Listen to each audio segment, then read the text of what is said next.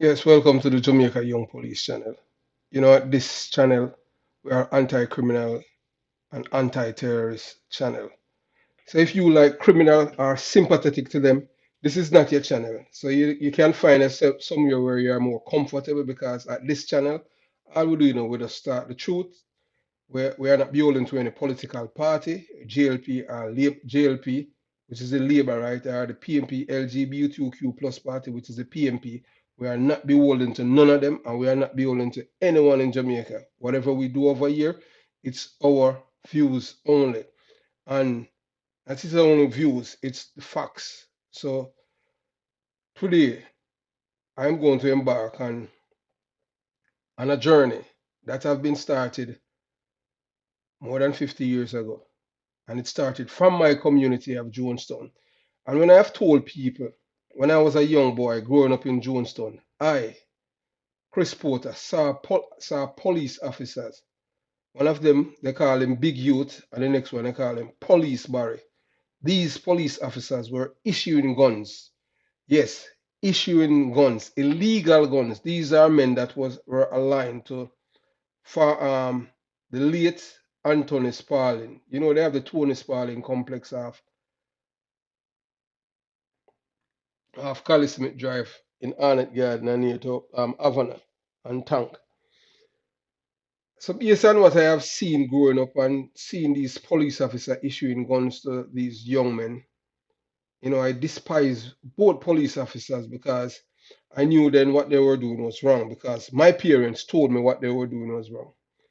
Um, one of my cousin, you know what, I'm not going to even mention about that, but some people would say that I have a disdain for the PMP party, because of my experience growing up in a PMP community. Not that I have not that they have done me anything, the party or the PR, but is that what they have were able to do was to destroy the minds of the people. And anyone in life tells you that they love poor people, that's a person that you must be afraid of. Because my mother said, if somebody tell you that they love you because you're poor, that person do not want you to come out of poverty, And that is something that resonates with me even today. Because if you love me because I am poor, if I am going to find a way to take myself out of poverty, you're not going to like me because you're not going to like me anymore because I am not thinking as a poor person. And that's what they have done and destroyed the people's mind. So I wanted to show you because, you have some people who are on YouTube whenever, you know what, cut a long story short. We have two political parties in Jamaica, GLP and the PNP LGBTQ plus party. And whenever you criticize the PNP LGBTQ plus party, for some reason their supporters seem to they get agitated easier than the labor rights them because you know what? I have been very, very skeptical of the labor rights. I have even went as far as to submit to put a petition out there to get signature for them to take away labor right visas in the United States, preventing Shane Dallin, Mr. Tukuman, and Ardley Carter to take, and these men are labor right. I have never done that to any PMP, but yet still they say that I am a labor right. How stupid of these people! But these people are men babies and cry babies. They cannot think for themselves. So I'm going to show you where and who started this criminality and the reverence, adulation, support, encouragement, and protection of our criminals. And it's both political party. I want you, my loyal viewers and subscriber, you watch, you listen, and you decide. The voice you're gonna hear, it's not my voice. Because I know that these people, they are very, they're very creative in subjugating other people's to what they think. So I'm not here for that. So as I said before, and I'll say it again, if you're a political act and you are very, very intimate and profoundly love your political party, you don't want to hear the truth, this is not your channel. If you're sympathetic to criminals and terrorists, this is not a channel, because at this channel we do not like criminals and terrorists. We do believe in preemptive strike for get rid of them and their supporters. So I want you to understand where we're coming from as a community, because we want everyone to live in peace and tranquility, freedom of movement, freedom of speech, people free to do what they want without the hindrance of terrorists. So you watch, you listen, you decide. Thanks for tuning into the Jamaica Young Police channel. The tale of Boer Boy and Feathermop, two of Jamaica's most violent gangsters. Remember, my friends, after a decade in the political wilderness, the victory by Michael Manley's People's National Party in 1972 came as a welcome relief to the swell of street-level supporters the party had gathered.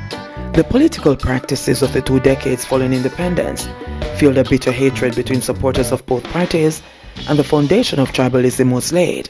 During the 1960s, when the Jamaica Labour Party held power, then Minister of Housing, D.C. Tavares, built the first political garrison and called it Tavares Gardens, now known as Painland. The high-rise buildings and other low-cost houses, which were built on previously unoccupied land, were crammed with JLP supporters.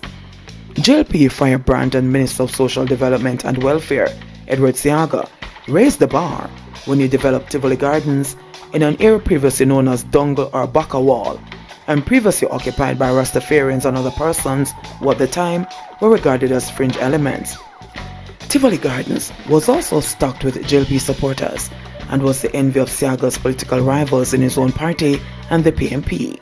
The Rastafarians, who were chased off the land by the government, were considered to be loyal to the PNP after Manley's father, Norman, had promised to repatriate them to Africa. After the PNP won power, the new Minister of Construction and Housing, Anthony Spalding, built Arnett Gardens as the PNP's reply to Tivoli Gardens. While Siaga consolidated his base in West Kingston, Spalding had won his seat by about 100 votes and also filled the housing development dubbed by the residents as Concrete Jungle with supporters of his party. In the process of building Arnett Gardens, Spalding's political thugs and henchmen also chased out the original occupiers of the house in Trench Town and replaced them with PNP diehards. The displaced inhabitants then found refuge in the hills of St. Catherine, in an area now known as Central Village and nearby Spanish Town. Numbered among Spalding's political enforcers were Winston Blake, popularly called Boer Boy, and his crony George Spence, otherwise called Feather Mop.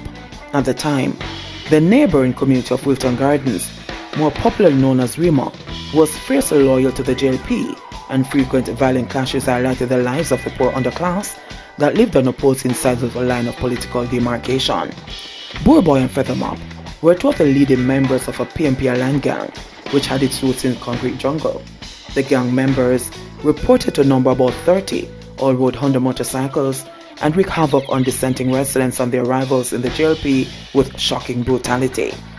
From 1967 through to 1976, the gang had been instrumental in securing Manley's success at the polls in the newly formed Central Kingston constituency. Boer Boy and Feather Mop were the leaders of the street arm of the PNP in Central Kingston, South St. Andrew, and Southwest St. Andrew. By 1974, after Manley had declared that his party would be following a path of democratic socialism, the gang led by Blake and Spence had widened its power base and run amok in the city. Supported and protected by their political bosses, the two were immune to police action and literally got away with murder.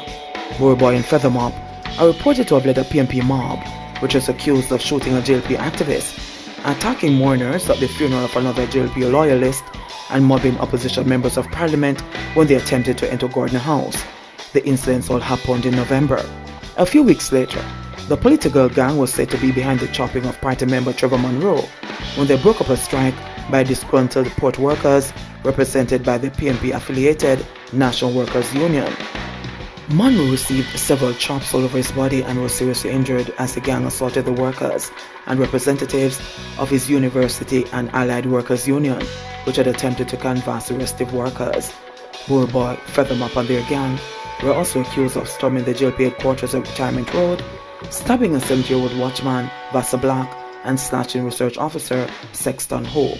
The political mobsters also smashed furniture, telephones, typewriters, and tore up documents. A report which appeared in the Gleaner on January 21, 1975 stated, eyewitnesses said the men came behind a white van that was left parked at the gate of the compound. They roared in on their gleaming Hondas, estimated at 30 with two each. Their faces hard and without a trace of emotion, sending panic-stricken people in the office at the time scattering.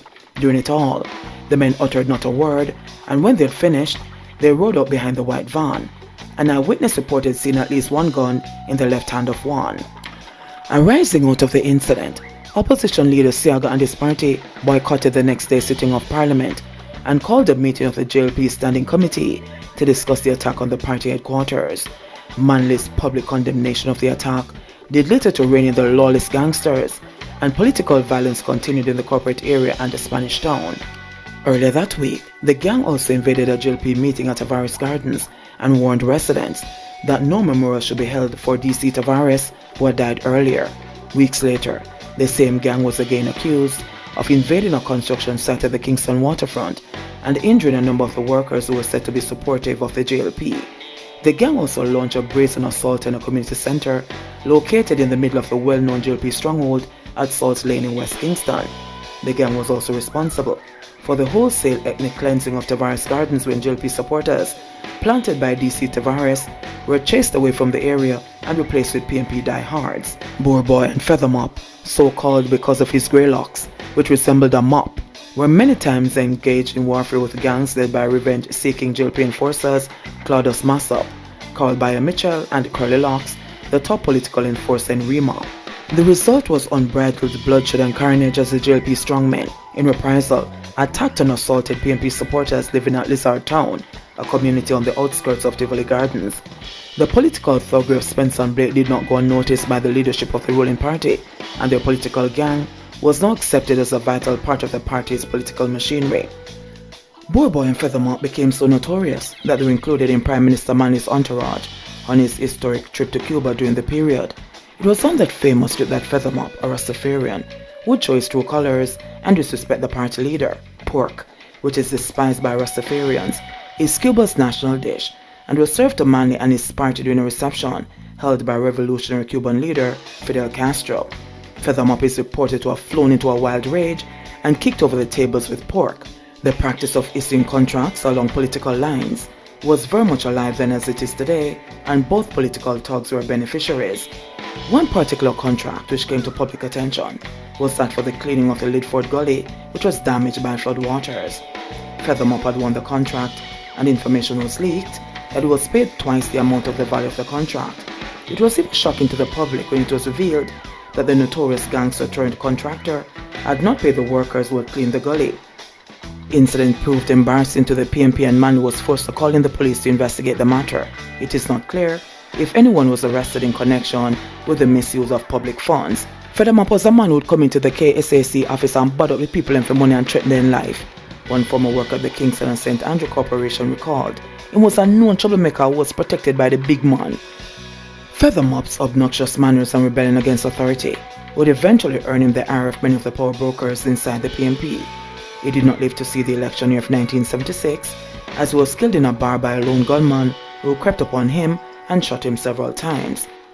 Feather Mop was cut down only 6 months after Boer Boy, who was rumored to have murdered a Ministry of Housing official in 1975, after the civil servant began querying questionable payments made out to him in connection with a government contract.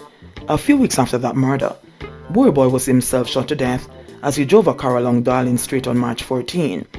The police reported that Boer Boy was killed by men who were traveling in another car which pulled up beside him. He was shot in the head more than once. Boer Boy was seen by his rivals as a vicious political enforcer who killed and maimed without question, but to the residents who he protected, he was seen as a hero. His funeral was attended by over 20,000 mourners, including Manley and several of his cabinet ministers, who led the funeral procession, which came under gunfire as it snaked past Tivoli Gardens on its way to the Yes, Maypen my loyal Cemetery. viewers and subscribers. Jamaica True. So, when I keep telling you people that I am from the belly of the beast, most of you will be like, what he meant by that? Yes, I was born and raised in Jonestown. That is where these two men are from, Bory Boy and Feather Mop. They were living in Jonestown. My mother and father knew both men. And as as you have listened, the sheer violence that they unleashed on the Jamaican people, the ethnic cleansing of Payne Avenue by them, with the blessing of the Prime Minister, Michael Manley. Yes, I had family members who were living in Jonestown at the time when they were going to invade. I was a little boy then, but I have good memory, a very good memory.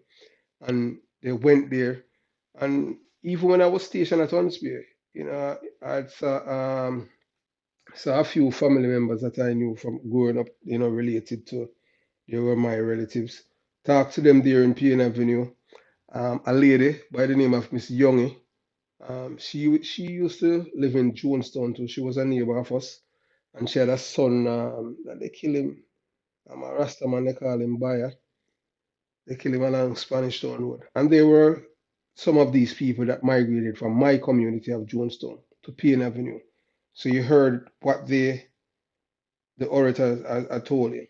They narrated he narrated the story, Michelle Jones, that it was ethnic cleansing. Ethnic cleansing mean that they kill people. So they killed these people in Jamaica in the 70s. You understand?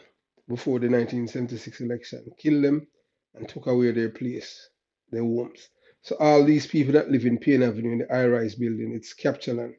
It's just like how Russia invaded Ukraine and took away Crimea, and it's not Russia's land. So it's the same thing. What they did back then when they invaded Payne Avenue, chased out the people and took away their houses. And I have family members who were involved in that crime. And from information gathered from my parents when I was growing up when they killed yeah, so it was said then when Fedamop was killed in the bar, it was a Cuban that killed him, that shot him in the back of his head. So he was killed by any black people. It was a Cuban. The Hispanic people. They're the one that killed him in the bar because he disrespect Michael Manley and the trip to Cuba in front of Fidel Castro, and they said that they had to kill him. So that's when criminals were elevated in Jamaica. And none other than the late Michael Manley, who loved the poor, is the one that elevated these men. So that's the reason why my community of Jonestown, everyone there wants to be a gunman because they think that they'll be able to live a life like Fed 'em Up and Borrow Boy, where they get government contracts and can buy bikes and yeah. So there you have it. The birth of criminality in Jamaica and the people who are responsible for the terrorism unleashed on the Jamaican people from the 1970s. And right now in 2022, we have exported it to the United States of America. And it's all over Canada, England. And you know that Jamaica have some of the most heartless criminals. But it's a culture because it's in something that has been lauded, celebrated, and rewarded by political directorates, various administration in Jamaica, and empower these criminals and protect them from police officers. I myself have experienced the corruption of the PMP government, yes, when I was a young police officer stationed at Craftsville Police Station in Clarendon in 1991. I was transferred from Craftsville, Clarendon to St. Elizabeth by one of the most corrupt police commissioner of police, Roy Thompson, because the member of parliament, Mr. Horace Daly, did not like my style of policing and labeled me as a labor right police because I was arresting his supporters who were committing crimes. Some of them warrants were there at the station from 1980s, and because they are connected to the PMP LGBTQ plus party, these warrants were executed. I was told that the reason why I was transferred to Craftsville Police Station it is because of my background as someone who was from Jonestown and I've member who were politically affiliated to the PMP party. So they thought that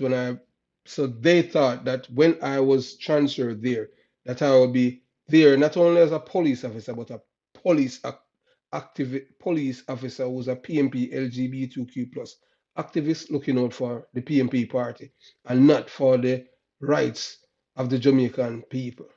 So there you have it. If you like what you have listened, subscribe to the channel. Click on the notification bell and select all so that whenever we release a video, you'll be the first to get it.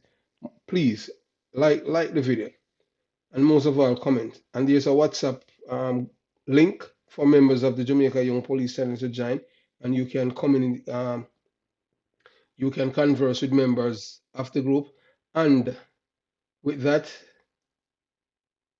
being said, remember when you're joining the group to change your profile photograph and change your name. We do not want to know your real name. If you have something that you want to share with me privately, then you can text me and then we'll make the necessary connection.